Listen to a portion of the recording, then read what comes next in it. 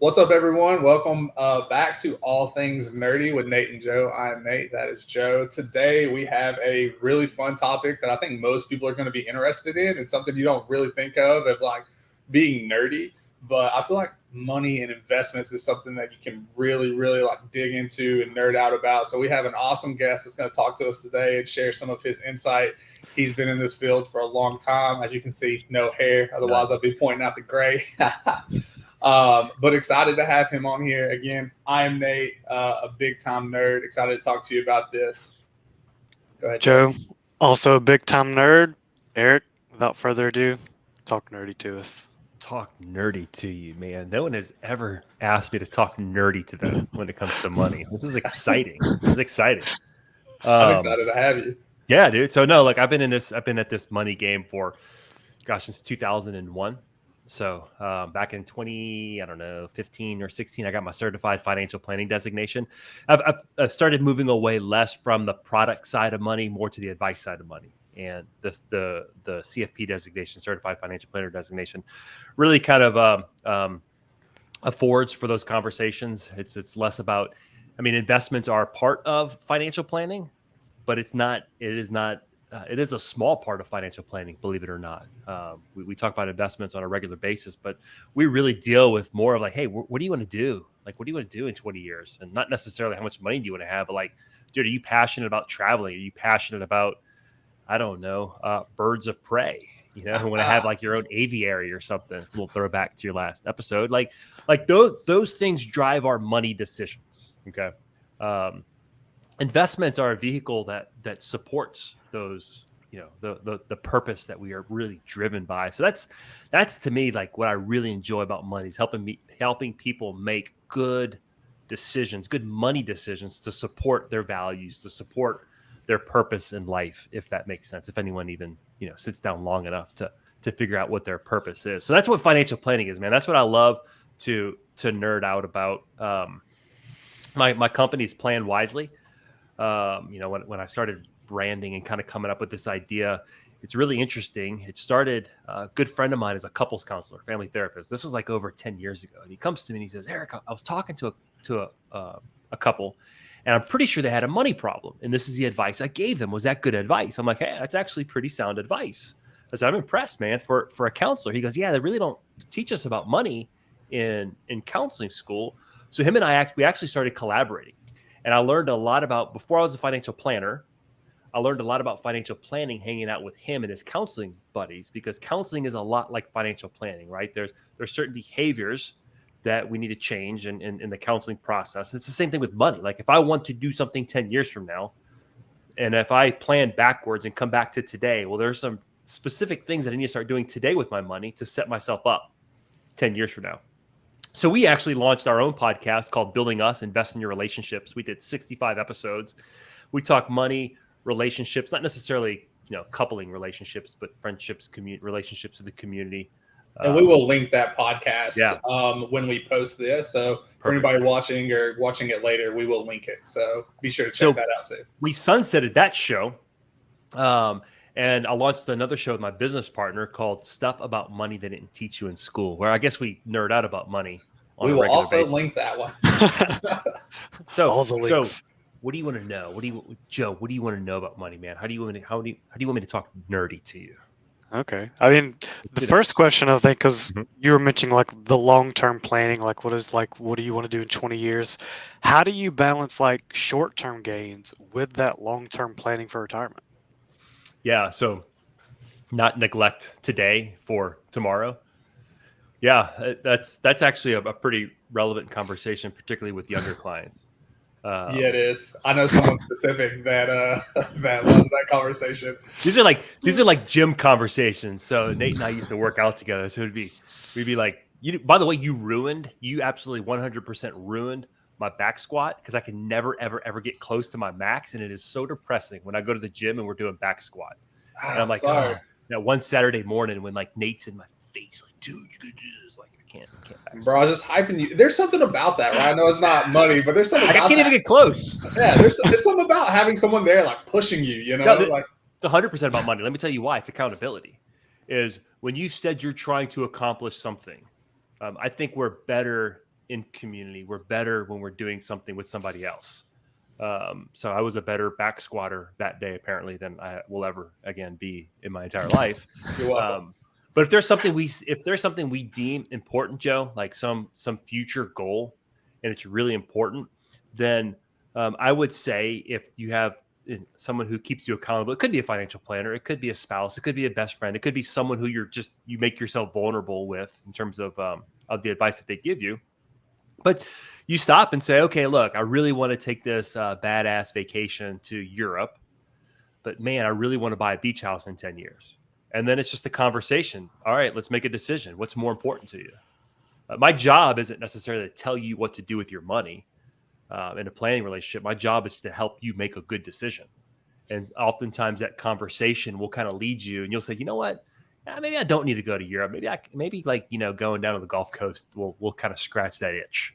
But it is a tough discussion about do I sacrifice for present enjoyment for future gain? Because what if I don't live past 10 years, right? I don't want to die with $1 million in a bank account that I haven't spent. But those are decisions that we have to make, and there's really no way around them other than to identify what's really important to you, and then just filter things through that. Like, hey, does this make sense? Does it not make sense? So I think that's something that I do a lot in my life, right? For those that know me, like I have a nest egg. I've been fortunate and lucky enough to have like a nest egg, but I don't care as much about the future because I am fairly certain I'm a bigger guy. My family has health issues. Like I'm gonna die, like before I retire. So I don't have to worry about that. And maybe I get there. Maybe I do. Who knows? But like I very much live in the present. I live in the right now. I make sure that my wife and I are okay. But ultimately, like if I ever want to do a vacation, like I go on that vacation. And those things are very important to me. So I do struggle very much with the present versus down the line. Yeah. And it has been a hard line to walk because anytime I put money to the side and I'm like, I'm not going to touch that, I'm fine with it. There's a little part of me that I'm like, oh, what can I do with that? Yeah. I'll tell you what changes that. What changes that is when you have kids. Yeah. And then you start to realize, okay, there's legacy here. Like, man, I don't want to spend all the money that I could possibly use in the future. Because kids are expensive. Yeah. If I had kids, I could see that because I know Joe has an army of kids, right? An army. Yeah. He's got a starting 5. Yeah. A full basketball team over there. Speaking of kids, great segue. We got a question here from J. Boogie Cox. Best investment vehicle for kids' college, 529 or something else? Man, that is a great question. Jeremy, oh man, I actually just recorded and it's going to go live. Today is April 6th. So 2 weeks from the following Tuesday. I don't know what that is. I just recorded with John Hupelo, who does college planning. And he was part of a group that actually proposed the policies to Congress to launch the 529 plans. And he was actually in New Orleans. That association was in New Orleans. And I got to go meet with him. But he was in the room with the people who wrote the policy for 529 plans. 529 plans are a great vehicle for college. There's some tax advantages to them. The money grows tax deferred inside of whatever particular investment you decide to use. And then any of the money used for qualified college expenses is the money comes out tax free. Now the laws have been expanded to where you can actually use this not just for college, but you can actually use it now for high school as well. So yeah, it's a great vehicle. I would say this: the bigger question for me is the 529 the best vehicle to save for college, but kind of even more fundamental. For me, and the question that I would kind of turn back to you is say, hey, let's see what you're spending in general. How's your retirement savings going? How are your current expenses? How's your debt? Are you in debt right now? Because sometimes paying off debt today is oftentimes better than saving for college tomorrow because of interest rates. So there's a lot of factors to go into whether or not you should save or not. But the 529 is a fantastic plan. There are state plans. So every state has a little bit different of a plan. So check on your state because sometimes your state will give you some type of a tax credit or deduction if you participate in your state plan. I'm in Louisiana. Louisiana has some benefits for Louisiana residents participating in Louisiana's plan. And oftentimes those state plans, they don't always go through an advisor. Sometimes you have to go directly through the state. but certainly the 529, I would say, is the most popular retirement plan. I would say this, all right? If you have really rich parents or grandparents who love spending money on your kids, 529 plans are a great vehicle for them to like gift money to, right? They want to put money aside for the kid's future.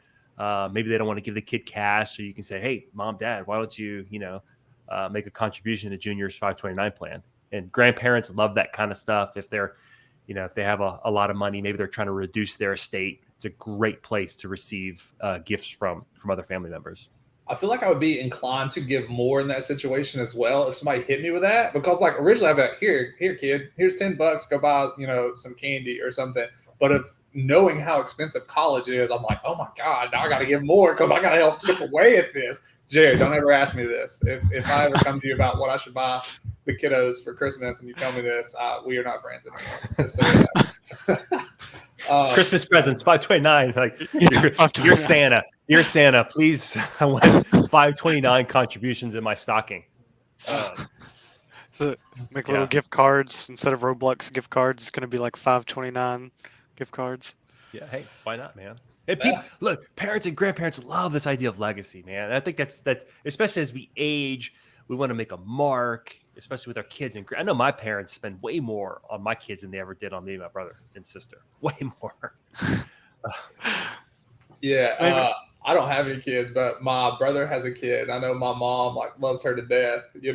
There's something about being a grandparent. I feel like, Well, Nathan, Joe and I, between the two of us, have 8 kids. Oh, God. So, yeah, if you're thinking about Christmas gifts, we will gladly accept contributions to 529 plans for our kids. Honorary grandparent.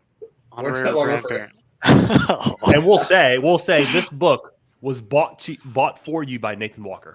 Well, I'll even describe that particular book for them.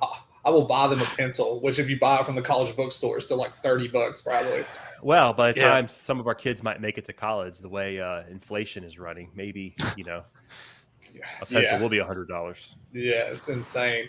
So I guess the number one question is, we're gonna have a bunch of people watch this, and what you do, I think you do really well and things like that. And a lot of my connections and people I know are outside of Louisiana. Can you help people across state lines? We can. We're securities licensed in a lot of states around the country. And if there's someone who's in another state and is interested in doing business with us, it's not that difficult to get our licenses and registrations in other states. But yeah, we actually have, I think we work with, oh my God, don't quote me on this, maybe like clients as of right now, maybe 10 to 14 states between me and my business partner here in New Orleans. Our firm probably is in like 30 something states, maybe. Don't quote me on that. I could totally be inflating that number, but it's in more than like 15. Well, if it's 29, I refuse to work with you. Ish. So. Give or take, give or take. Yeah. This is art, man. This isn't science. Yeah. So I kind of like what you said in your introduction, right? So to me, when I think about long-term planning, I think about investments, and I feel like investments are a big part of that. So when you said it's a small part of that, I was kind of like, oh, wait, really? Because I feel like investment sets you up for the rest of it. So to hear that's a small part is kind of weird. Walk us through, what are the big parts? Is it literally just like, I guess, is it person by person dictates the big parts? Is there common factors that are the big parts, or what? Let me back up. Let me rephrase that. I mean, investments are a big part of what we do. It might be in terms of like revenue to the practice. It might be the biggest part of what we do. What I mean by it's not the biggest part, we're not like, investments are the sexy part of what we do, especially when the market's doing good. They're not so sexy like in the past 18 months, right? Yeah. But it's the sexy part. Everyone wants to talk about like, what's my investment portfolio doing? Are you beating the market? What's a good hot tip for me? Like, should I buy GameStop? What about AMC? Like, is that a good investment? Right. That's what people want to talk about. So it's the sexy part. But at the end of the day, like, whether you get 8%, 7%, 10%, obviously that has an impact on your money overall. But the biggest thing that's going to impact how much money you have in the future is how much you save. Like, I don't care if you get 20% return year over year on your $1,000 account, but I got you saving 20,000 a year. I'm going to have way more money for you in the future than you are in your, trying to get lucky, striking it big with an investment. So when I say investments aren't a big part, they are a big part, but they're not the most important part. Okay, so what you're saying, like, they're not the biggest part to the advising, to the planning, right? Because they are going to come and go, they're going to change. Like, they are there, and you know that. But the planning and the advising is going to be, that's a lot more important. Trying to help you live the life you want to now, while making sure you're also prepared down the line. Yeah, if you're sitting across from me, your client, we're sitting across and we're doing an investment review, or let's say we're doing an annual review. We might touch on the investments. We're going to touch on investment portfolio, but more important, we're going to be talking about, hey man, what's going on with your taxes? Is there anything that we need to be doing to reduce your tax liability? Hey, oh cool, you're trying to do this in 10 years. All right, let's start figuring out how we're going to fund that in 10 years. Or, oh dude, you're thinking about changing jobs. Okay, can you afford to change jobs? How's that transition going to look? That's where planning is done. Okay. The investments are, I'm not going to say investments have become commoditized, because there's a lot of value that we can add on investments, particularly from a tax standpoint. If you're not careful with your investments, particularly after tax accounts, you can get nailed in taxes, especially if you're a high income earner. So there's a lot of value that we can add on the investment side. But I mean, like, you can go open up an account online. You don't need to hire an advisor to invest your money. I'm sure a lot of your listeners, I'm going to guess, from an age range, are not too far off from where you are. There's tons of options for you to go online and hire a robo-advisor. But the robo-advisor is not going to know what's important to you. The algorithm is going to not know that you're trying to fund a really expensive vacation. They're just going to say, oh, you make X, and you need to save this much to be able to retire when you say you want to retire. I mean, that's what the robo-advisors are doing. But the point is, there's investment options out there. I don't differentiate myself on, I'm going to get you this awesome return. We do well. We do well with our investments. Where we differentiate ourselves is we care about our clients. We figure out what drives you, and we give you advice accordingly.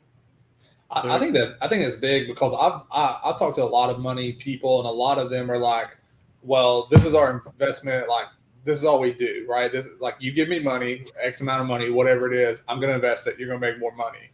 But they don't care, like, if I'm an avid traveler, if I want to move to, say, Barcelona or something like that. A lot of them don't care. It's like, what can I do for you now? And there is always a kickback, right? The more I invest, the more, like, hey, you get to mess with my money, but then at the end, when I pull it out, or however that firm is set up, they're getting some back, right? We're all here to do a job. So I get that. So I get that. I think it's really cool that you approach it from a personal standpoint versus just give me cash, let me work for you. I mean, no. Here's let me learn that real quick. So I like to purpose buckets of money. Like, what's the purpose of this money? Like, if you tell me, hey, this money is for my kid's college and my kid's too, well, it gives me some good guidance in terms of what we should do and where that money should go, right? Yeah. So I love purposing money. So particularly with my business owner clients or high income earners. Right. I like to name their investment account, especially their non-retirement investment account. It's called the work optional account. The idea is, dude, like, I'm grinding it out every day. I'm going to work, and one day, like, I love what I do. I'm not talking about me, like, talking like, role playing. Like, you're just what you're telling me. I love what I do. It's fun. I'm making good money, but like, man, in 10 years, I don't know if I want to do this anymore. Like, I don't know if I want to put the work in. I have to keep making, 150, 200, $250,000. I guess it's a grind. Like, I don't think I want to keep doing this. So let's fund a work optional account. Well, Eric, what's a work optional account? What if we peel off a certain amount of money so that in 10 years, your work optional account is going to be spinning off $25,000 a year, $50,000 a year in terms of investment return or dividends. And then you can say, like, oh, cool. I've got this account over here that's generating this passive income for me. So, like, you know what? Maybe I don't want to work 6 days a week. Maybe I'm okay with 4. Or, you know what? I can go take this other job that pays me 30% less because I got my work optional account over here, because I made a decision today. Right? This kind of goes back, Nathan, to the sacrificing today for tomorrow or tomorrow for today. Like, how do you draw balance? So it's the work optional account. This idea is, I'm going to peel some money away from today. I'm going to say no today. I'm going to delay gratification today, because at some point in 10, 15 years, I know I'm going to have $1 million, $1.5 million, $2 million saved up, and that account can generate 4 to 5% withdrawal rates, and now I'm pulling in 50,000, 100,000 in my work optional money. And you know what? I can travel. That's going to pay for my travel. I don't have to cash for my travel. That's gonna, I don't know, it's going to pay for my my house on the beach, or it's going to pay for my my my collectible Pokemon cards that I need to go buy. I don't know. Well, now that you brought up Pokemon, let's dive into that, right? Yeah. I will do that to you. I got a deck. I got a deck at home. I play Pokemon. Like, my kid would smoke me, but is it pre-built? Is it a pre-built one? Nah, dude, I built it myself. I couldn't do it again. So Jeremy Cox hit us with another comment. Which camp are you in? Carry some debt, utilize credit cards, or cash for everything? Ooh, great question, Jeremy. Jay, he's bringing that heat today. I like Jeremy. Can you put that back up? Can you put it?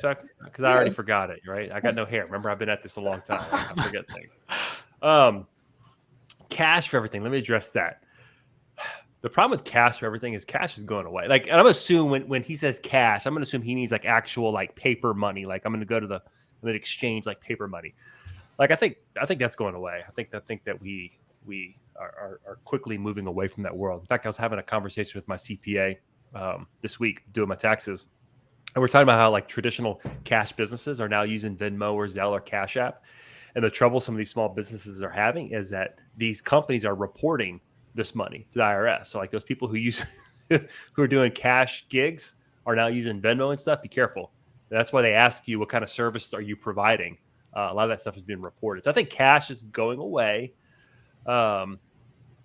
Debit, credit cards, I think that's a preference. I think there's there's a little protection with credit cards if there's fraud.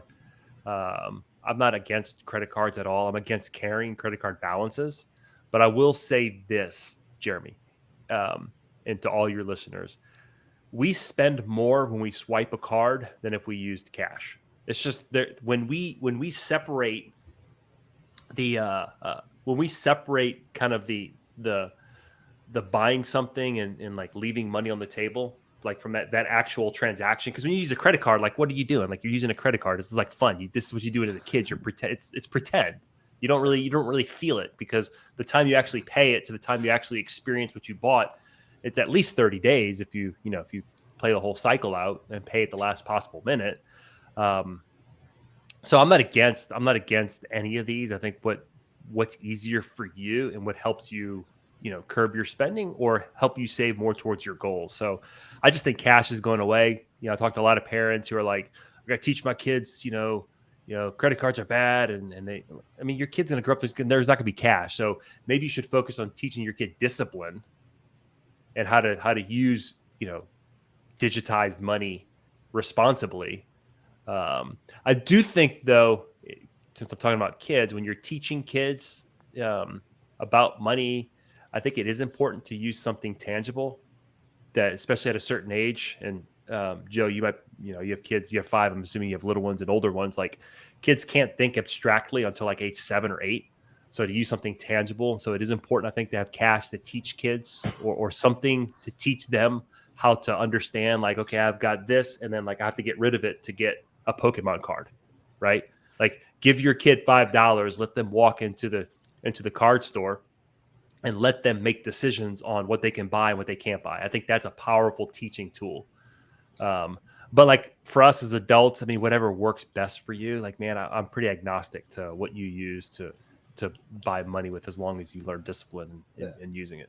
I am not a financial advisor, just so everyone knows, and disclaimer, but I'm a big believer in credit cards to an extent. Don't go over like 10%. I use credit cards, and I'm a believer of credit cards because of the credit factor that comes with credit cards and the protection that comes with them versus debit cards, right? So as long as you don't go over, and as long as you I pay mine off monthly, if not sometimes every couple weeks, right? So don't build up a balance. Do not max them out and things of that nature. But credit cards are a very powerful tool in setting yourself up from a credit standpoint and stuff like that. However, I will tell you, you give me $20, I will walk past like actual $20 of cash. I will walk past so much stuff that if I could have just swiped my card, I would have bought, because I will not break. I would break. If it's like $20 even, I'm more willing to pay for it than if it's like $16.75. Right? Break my 20.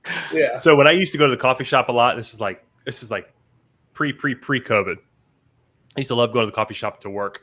And if I had cash, I literally would buy a cup of black coffee. That's it.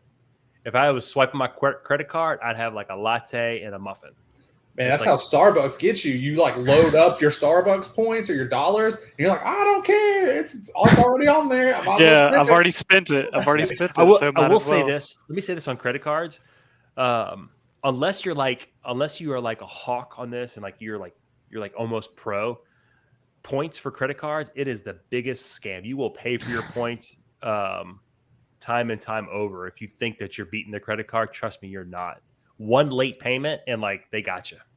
Yeah. So just be careful if you're playing the points game. I'm not saying don't do it. I'm just saying be careful. It's not as good of a deal as you think it is, especially if you carry any type of balance. Like you paid for it, and you paid for my points, and you paid for Joe's, and you paid for Nate's.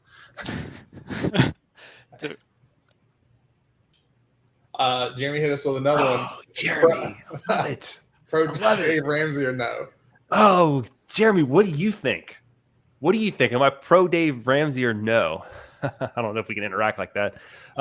We can. I don't think it's delayed too much. So maybe let's come back. Let's give him a couple minutes. Give him a couple minutes. Responds. Yeah. So Jerry, he wants to know what your thoughts are on if he's pro Dave Ramsey or not. In the meantime, I got a question for you. I had a buddy. He can't tune in live, but he asked me to ask you. Okay. So he has a 401k. Yeah. He has a house that he has refinanced a couple of times, but he wants to build a detached shed. I think he should build a garage. I think it adds, more value to the house, but whatever. He wants to build a detached garage. He wants to know, do you think he should feel comfortable taking a loan against his 401k in order to build a detached shed? I don't know. Maybe. He asked the question I think on Facebook, didn't he? Yeah, he did. Yeah. He said, I think his words were, is it dumb? I think his words were that, yeah. Dumb. And I said, it might be dumb. I mean, I don't know. So, I mean, the 401k is obviously long-term. It's for retirement. It's when I'm retire. It's when I'm no longer working. When work, hopefully build up a work optional account. You can make that decision earlier. But, one day you can't go in and grind it out and earn income. So you save money because Social Security is probably not going to be enough for you. And most people don't have pensions anymore. So that's what your 401k is for. Well, I'm going to pay it back. So if I borrow it, I'm going to pay it back. Well, I've seen a lot of people who are well-intentioned to pay back their 401ks who don't pay back their 401ks. And at that point, they have to recharacterize that loan as an early distribution. They get nailed with taxes. It's ordinary income and a penalty of 10%. So, that's not going to happen to me. Maybe it won't. Maybe it will. I don't know. I would probably explore other options before I borrow from my 401k. Like, can you cash flow it? Can you do a home equity line of credit? Yes, HELOC. I mentioned a HELOC. Do you need? Yeah. Let's take a moment. Please explain that because I don't think enough. So Jeremy and another person has responded, so I want to get to that. But please walk us through a HELOC real quick because I don't think people understand how they can utilize that to benefit them. Yeah. So HELOC. So basically, you buy a house, right? Most people don't pay cash for their house. So I buy my house. My house is worth $500,000, and I finance $400,000. So that means I have $100,000 of equity, right? So if I sold my house for $500,000, I paid off my loan of $400,000. I have $100,000 of equity in my house. Okay. You can, if you got good credit, you can borrow against that equity. So you go to the bank, and it's basically, it looks like a second. It's not a mortgage per se, but if you ever look at your mortgage, of your first mortgage and then your second mortgage, typically a line of credit. It kind of works like a credit card per se. I mean, you don't have a card to swipe, but you can borrow against it. You can pay it off. You can borrow against it. You can pay it off. So, some people will use equity in their house to do improvements in their house. I would say this. Here's the problem with home equity line. There's the problem with debt. Debt tricks you into thinking you have more money than you really do. So the problem is you might adjust your lifestyle a little bit. You might buy things that you otherwise wouldn't buy using debt, but then you're stuck having to pay it and paying the interest on it. That's the trouble when you start using debt. I'm not against debt if you use it wisely. I mean, I don't think we can operate in this society without debt, but I would say borrowing from your 401k is probably my last resort. And then it's going to come down to how big is your 401k and how much are you borrowing. Most 401ks will allow up to 50% of the value in a loan. I mean, if you have $1 million in your 401k and you're borrowing $50,000, it might be nominal. I had a client who borrowed. Should have never. I mean, they didn't consult me. I would have totally talked, and they're totally regretting their decision. But they took money out of their 401k to buy a boat. There's two good days when you buy a boat: the day you buy it, the day you sell it. I'm like, oh man. So for me, if you're borrowing money from money that you already set aside, number one, that'd be my last place to go. But, and this is how I think as a business owner, man, if I'm borrowing money from my 401k, I want to be damn sure that it's going to generate something for me. It's an investment in my business that I need to do it. It's an investment in myself. It's going to help me make more money, or it's going to make one of my assets worth more. Right. So if I am trying to sell my house and I know if I can put in a $10,000 bathroom, I can sell my house for $50,000 more. Well, that math kind of makes sense. So there's a lot of other questions that I would need to know about, should I borrow from my 401k? But I would certainly explore other options first. I recommended a HELOC. That's what I told him to do. Dude, you should be a financial advisor, bro. No, God, no, don't. I bet you there's stuff on YouTube. If you go listen to my podcast, stuff about money, right? You listen to enough of that, you could probably. No. Nobody wants to hear what I got to say about it. Yeah. All right. So what did Jeremy say? Did he respond? No. Oh wait, yeah. So we got two. I was hoping we could put them both up. We got a comment from Jeremy, and then a comment from Keaton to Jeremy, and then what he thinks. So Jeremy said no. Okay. And then Keaton said, "I say yes. Jeremy is wrong." Okay. All right. Well, I'm going to say they're both kind of right. Jeremy. That's not how this works. Jeremy is more. This is totally how it works, dude. You got to pick. You got to pick. Somebody's got to be a winner. I'll pick Jeremy. I'll pick one. So Jeremy, I have an entire podcast episode called "Why I Disagree with Dave Ramsey's Investment Advice," and I go through 4 things about. And Nathan, I'll get you the link to that episode if you want. But I literally walk through why I think his financial advice, his investment advice, is absolutely terrible. Now, here's why I say, Keaton's kind of right. It's fired. Nerd out. Here's why I say Keaton's kind of right. One thing I love about Dave Ramsey, when he says, live like nobody else today so that you can live like nobody else tomorrow. And the idea is everyone today is spending everything they have. They're all, you only YOLO, right? Let's spend our money today, experiences today, and they'd have no money tomorrow. So this idea of I'm going to delay gratification today because in 10 years, dude, I'm going to be able to buy the BMW. I'm going to take the vacations I want. And all you people who thought you were cool with your Louis Vuitton bags and your Gucci shoes are poor. And I have all the money. So I love that about Dave Ramsey. Dave Ramsey's got some really good stuff about getting out of debt. But you got to understand, whenever someone is giving, and I got to be careful how I say this because I'm a podcaster, but whenever you give blanket advice to people, it starts to lose the nuance. That's why my answers are always nuanced. It depends. I don't know, because what's good for you might not be good for someone else.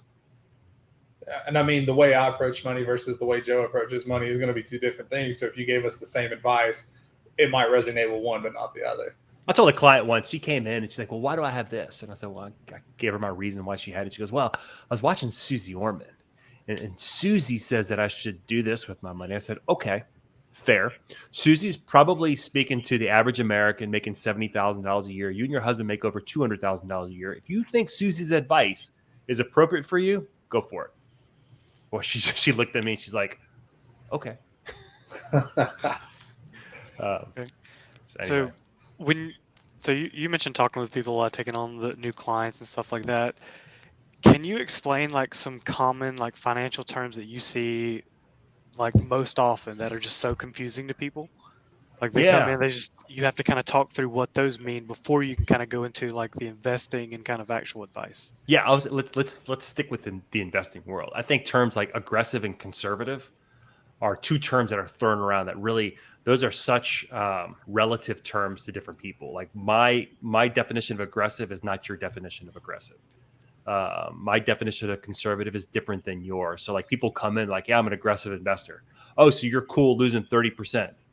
No, I didn't say that. I said, well, you said you're an aggressive investor. Well, I don't want to lose money.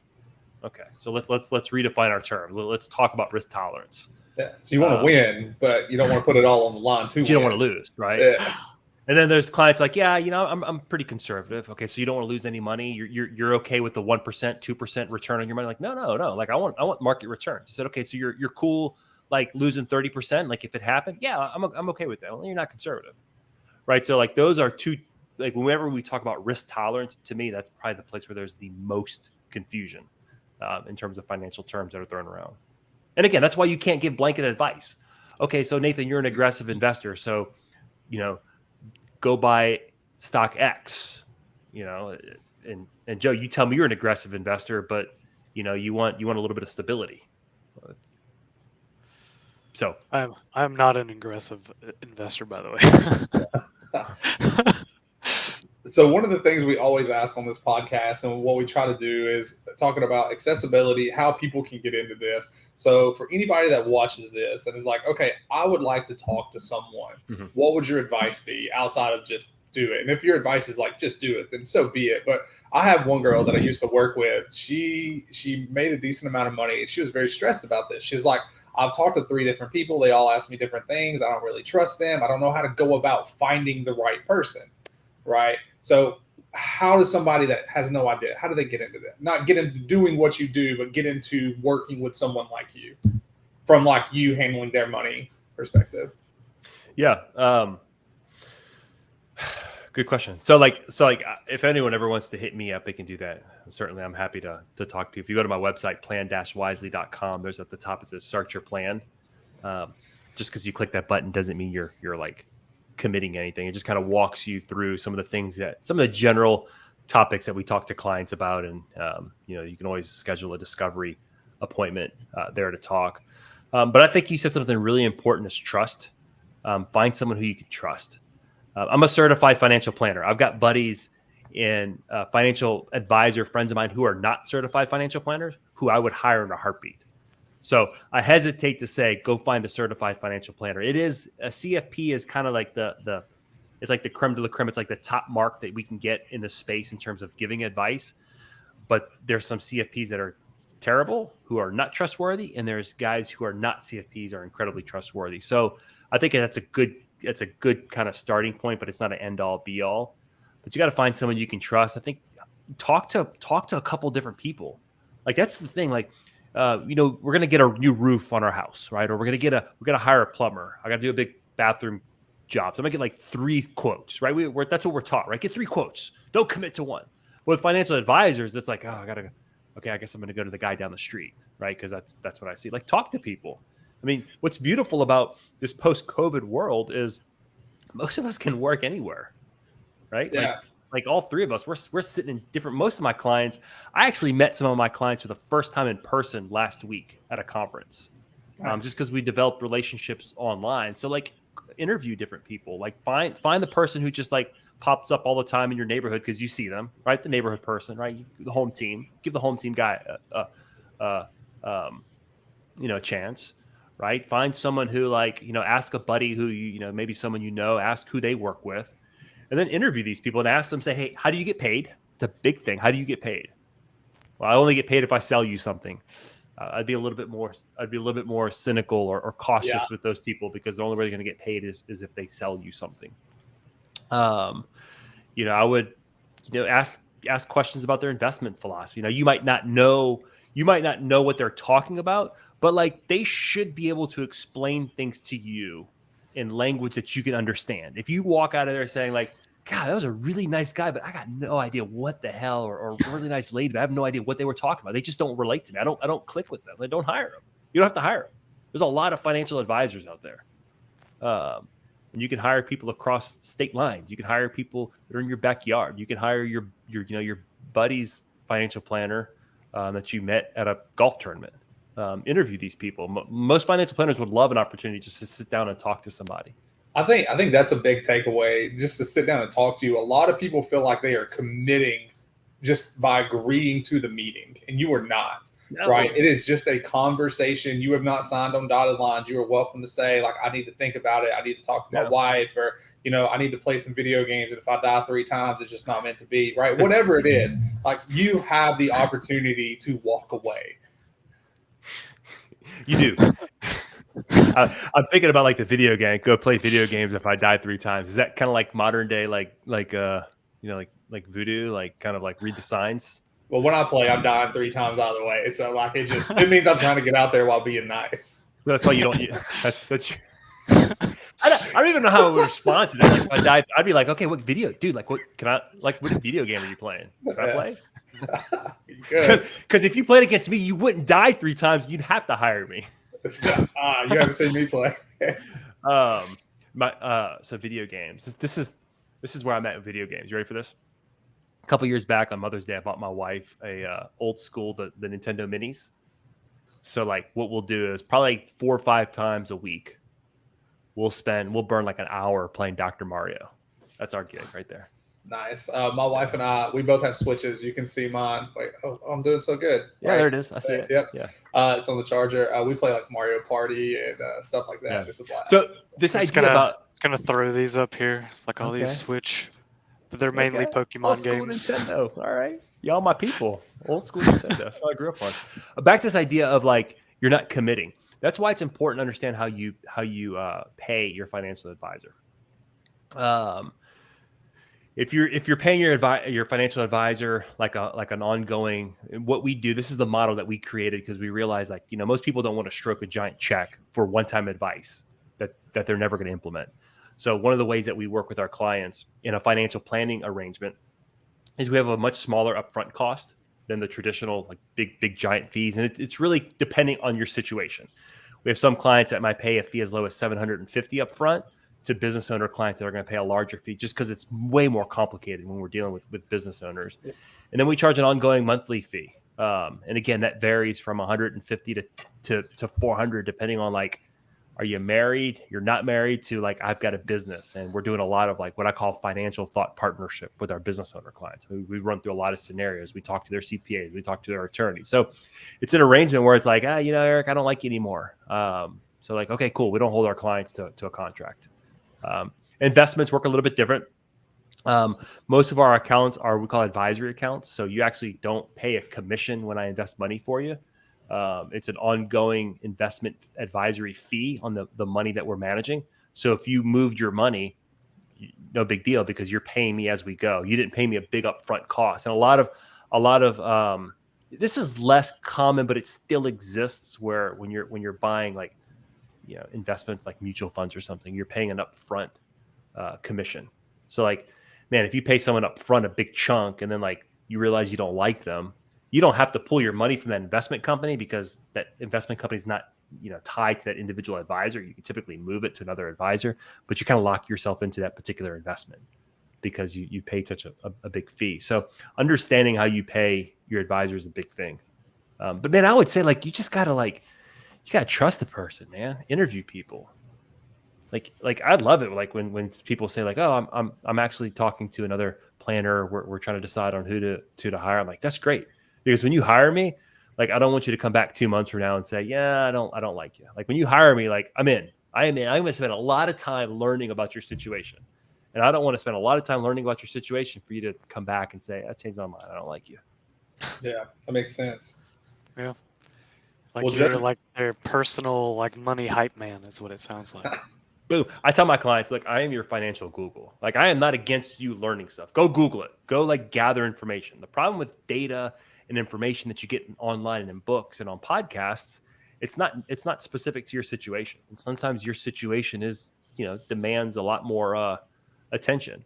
But like, go learn all that stuff. But at the end of the day, like, if you hire me and you ask me a question, man, I've got software. I've got like, I'm dialed into your situation. I know that you want to travel. I know that. And I'm going to say, Joe, you got 5 kids, bro. Like, I don't think buying a Ferrari is a really good idea, man. Like, unless you want your kids to like, I don't know, not go to school. Because you've already told me that. You've already told me that about yourself. Nice. I think question of the year, right? Or question of the last 5 years, 10 years. Does it start with the letter C? Yes. Oh, yes. Man. Yes. Crypto. Where are we at? You tell me. Yeah, I mean, I don't know where we're at. Wait, where are we?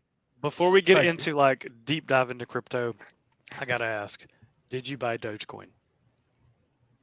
Did I? I did. I own Dogecoin. Okay. Talking to Eric, the Yeah, financial guy, not. That's what I'm telling you. Don't listen to anything I say. I don't own Doge. What? Sorry, man. Like, so okay. Can we take a step back real quick on crypto? Yeah. Okay. Let's not confuse investing and speculation. I'm not saying speculation is bad. I'm not saying it's good. I'm just saying we need to put it in its own category. Does that make sense? Yes. Okay. So what's your question? Where do we stand with crypto? Yeah. just your overall. So look. Yeah. I think. Go ahead. I think this idea of speculation versus investing. Okay. Okay. Investing is not a get rich idea. I'm going to invest over time. The way most people build wealth in this country is over time. It's not overnight. Yes, there's those people who strike big because they buy the right stock at the right time. I get it. Okay. But people who are trying to do that are speculating at that point. They're not investing. I think the crypto market is still very, very, very, very, very, very young in its infancy. I think there's clearly very volatile, very unstable. And anytime you speculate, even if it's in real estate, if you're betting the farm, that's a problem. Remember I talked about purposing money? Remember that? I got a lot of clients who have crazy investment ideas, and I never, ever, ever want to be the guy who said no, right? I never want to be that guy. So what we do is I actually talk, and I call it, I might be showing my age. Y'all might actually appreciate this. I'm a young man. No. I call it the arcade account. Right? Okay, I do appreciate that. Okay. Yeah. It's the arcade account, right? Like I went to Vegas like for a conference like 15 years ago, and I don't gamble. And I'm not against it. I just don't enjoy it. So I stayed at the New York, and at the time it was, I don't know if it's still called the ESPN zone, but it was like the arcade of arcades, dude. And me and a buddy, we dropped hundreds of dollars in this arcade. We had a crap ton of fun, dude. Right. But like I knew when I bought my little card to swipe on like the air hockey machine, like I knew I wasn't getting any of my money back. I was walking away with awesome experiences and no money. That's my arcade account. And if I lost and it sucked, I lost my money. Okay. Arcade account is like, man, you got crazy ideas. How much are you okay losing and walking away with, but saying, man, that was an experience. That's your arcade money. Speculate with that. That's what I do with casino money. Yeah. My casino, I call it play money. I go in, whether I win or lose, I know I've lost it, right? Yeah. Like I just assume that it's gone. Bro, and if you strike it big with your arcade money, that's fantastic. It's more money for me to manage for you that you don't want to lose the next day. And if you lose it all, man, I just protected you from like from eating Cheese Whiz and crackers for the rest of your life. Not really, but that's my idea of crypto. I'm super interested in the technology, and particularly in blockchain. I think it's fascinating, and I think that there's something to that, and I think that in the near and far future, we're going to see blockchain. Crypto is going to come back more refined. It's going to come back regulated, which for some of the crypto heads are going to be like, oh, well, that kind of defeats the purpose of it. But like you can't run an economy on like unregulated stuff. Like people do bad stuff and you don't regulate them. I mean, that's also kind of the point of the crypto, though, is the fact that the government doesn't have their hands in it. It's self-regulated, right? That's why self-regulated. And you got old Sammy boy out there in the islands, fleecing people. You tell me, you know. Yeah, that's true. I mean, you look at it either way. So, but we are running up on time. We have come and gone past time. We are nerding out. Yeah, dude. Dude, I'm loving it. Joe, you got any other questions? Anything you want to ask, man? No, I think I'm good. I've enjoyed it for sure, though. So Eric, I guess not for Eric, but for anybody watching or anything like that, I will post all of the links and everything that Eric said on this post on our Facebook page, All Things Nerdy Podcast, on our LinkedIn page, All Things Nerdy. I will post it all there. And I'm sure if you have any questions or anything like that, feel free to reach out to Eric, and he would probably love to chat with you about it. It's been fun, y'all. Appreciate it. Yeah, man. I appreciate you, Eric. Thank you, sir. See you.